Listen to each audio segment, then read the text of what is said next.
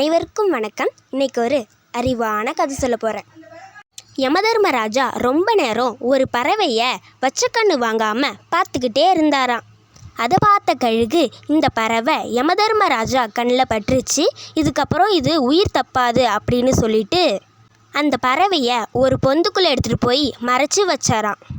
அந்த பொந்துக்குள்ளார அந்த பறவையை ஒரு பாம்பு கடித்து அந்த பறவை இறந்துடுச்சான். அதை பார்த்த கழுகு இந்த பறவையை நம்மளே கொன்னுட்டோமே அப்படின்னு சொல்லிட்டு கழுகு ரொம்ப வருத்தப்பட்டுச்சான்.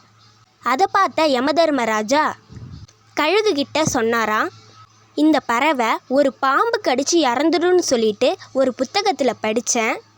ஆனால் அந்த பறவைக்கிட்ட எந்த பாம்புமே இல்லை.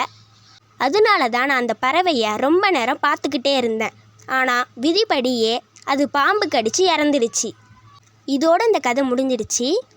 இந்த கதையோட மாறல் என்னென்னா, நம்ம யாருக்காவது நல்லது செய்யணும்னு நினச்சா அதை யோசித்து பண்ணணும். ஒருவேளை நம்ம நல்லதை யோசிக்காமல் பண்ணோன்னா அது அவங்களுக்கு கெட்டதாக கூட மாறலாம். இந்த கதை எனக்கு ரொம்ப பிடிச்சிருந்துச்சு. இது உங்களுக்கும் பிடிக்கும்னு நம்புகிறேன். நன்றி.